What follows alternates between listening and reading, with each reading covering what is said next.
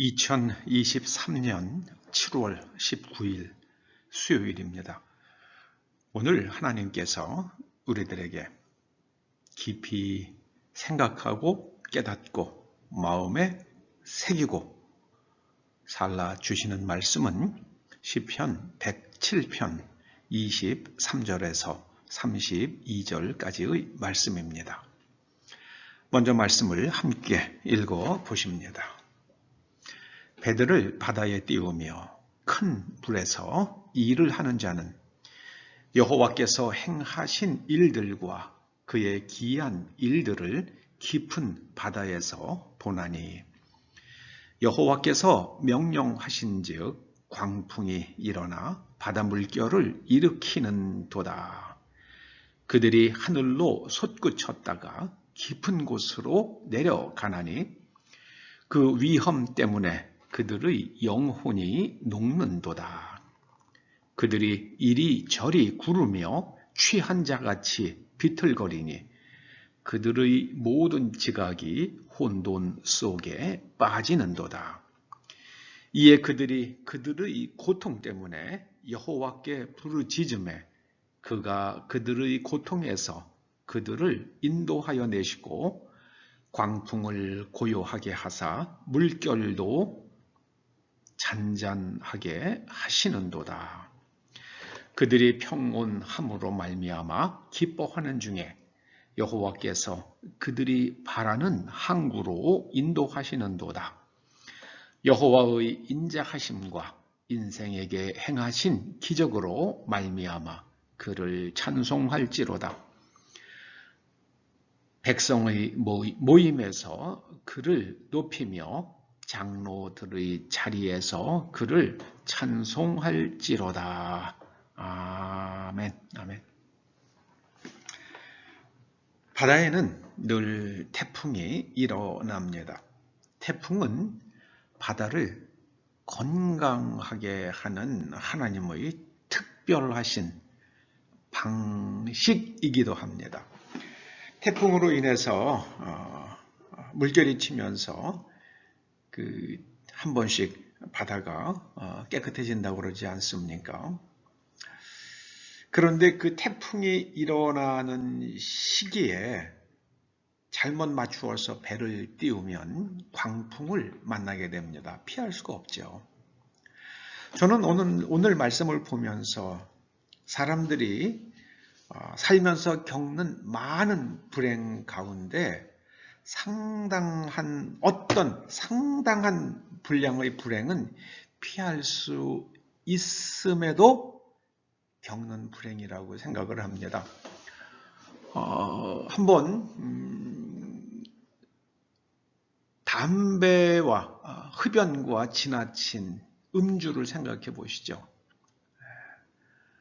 의사들이 흡연은 폐암의 중요한 원인이라고 이야기를 합니다. 그런데 우리나라에서 담배 피우는 사람의 숫자는 계속 늘잖아요. 요새는 길에서 흡연하는 여성을 보는 것도 그렇게 어렵지 않습니다.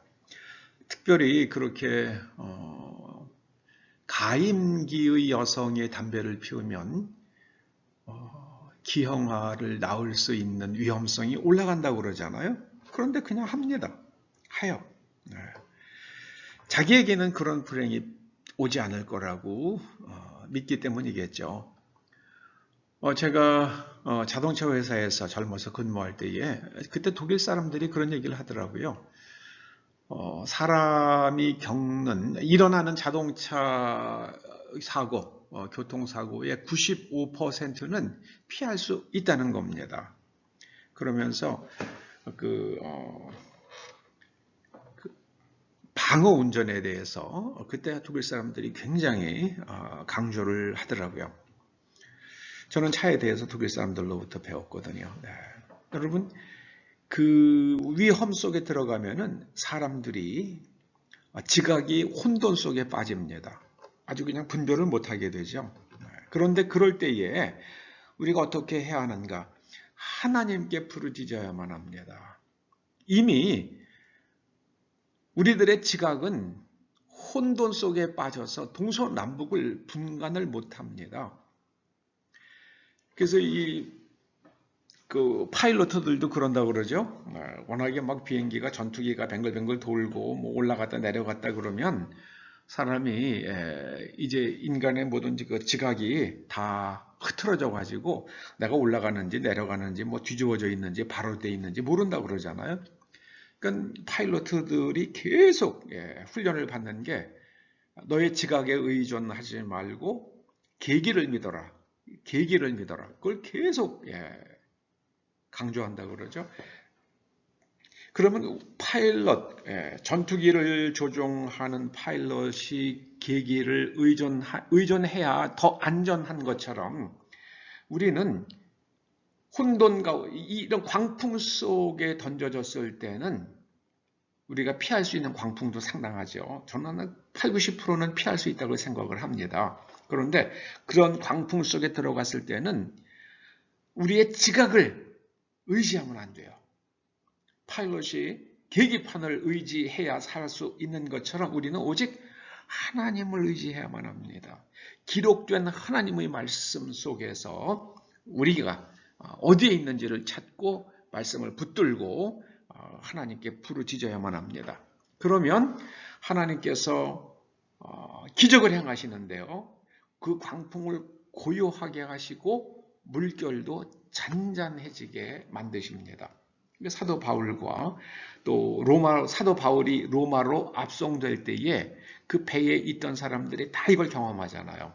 그 사람들이 나중에 사도 바울이 로마에서 연금된 상태로 지낼 때에 그 사람들이 다 우리가 겪었던 일들, 저 연금되어 있는 바울이란 사람이 정말 하나님의 신의 말을 전하는 사람이야. 그렇게 해서 많은 사람들이 사도 바울을 통해서 주님을 영접하게 되는 거 아니겠습니까? 우리가 하나님께 부르짖으면 하나님께서는 기적을 행하십니다. 이거를 우리가 잊지 마십시다. 이번에 홍수로 인해서 많은 분이 돌아가셨잖아요. 그 산사태 일어나는 동영상들 보니까 정말 공포스럽더라고요. 그런데 그 많은 사람들이 염려했죠.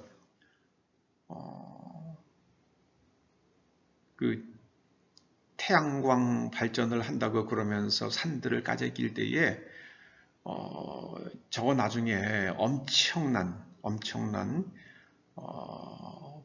범람과 홍수의 원인이 될 것이다. 뭐 많은 사람들이 그 얘기를 했습니다. 저도 그렇게 생각을 했어요.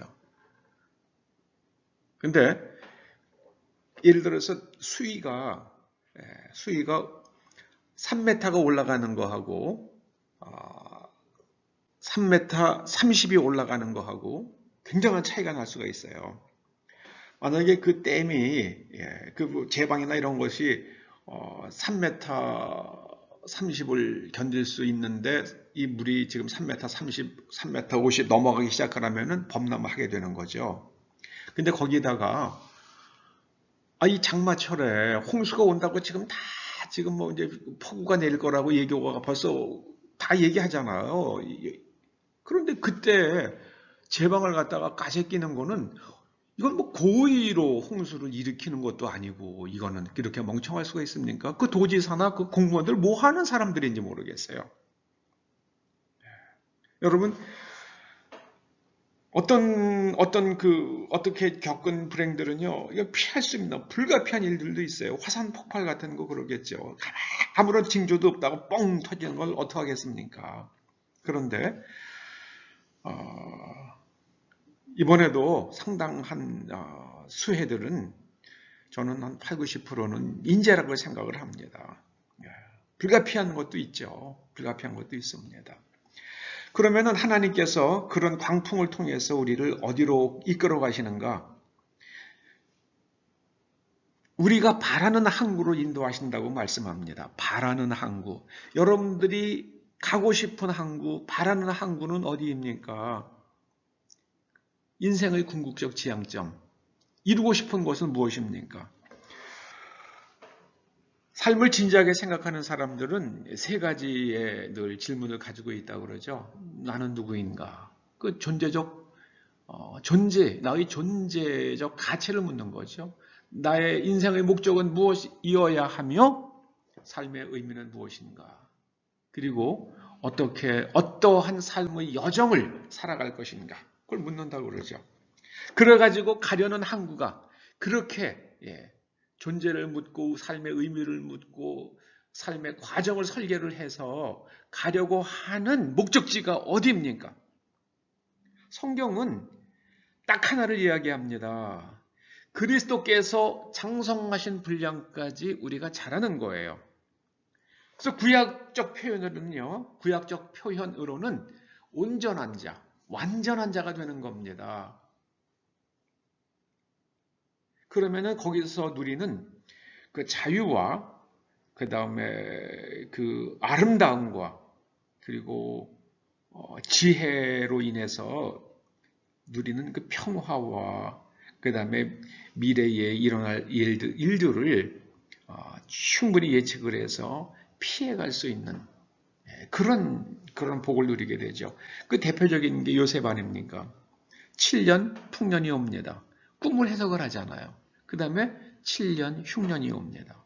그러면은 풍년이 있을 때 야 신난다. 농사 잘 됐다. 먹고 마시자. 그래가지고 그걸 가지고 술 담그고 해가지고 먹고 취하는 게 아니라 그때 절약하고 또 절약해가지고 많은 곡식을 모아두고 다가올 기근에 대비하는 거죠. 그게 완전한 자, 하나님께서 기대하시는 수준에 이른 사람이 해야 되는 일이죠. 그래서 저는 오늘 말씀의 제목을 인생에 일어나는 광풍, 바다, 물결, 그 다음에 죽음의 두려움, 그런 것들 때문에 사람들이 고통을 겪지만은 하나님께 부르짖어서 하나님의 인자하심과 하나님의 기적을 맛본 사람들은 하나님의 말씀을 따라 살아가면서 결국 모든 것이 합력하여 선을 이루게 하시는 하나님을 알게 된다는 겁니다. 그래서 모든 사람들이 모였을 때에 장로들이 자리에서 하나님을 높이며 하나님을 찬송하게 된다는 말씀이 오늘 말씀의 내용입니다.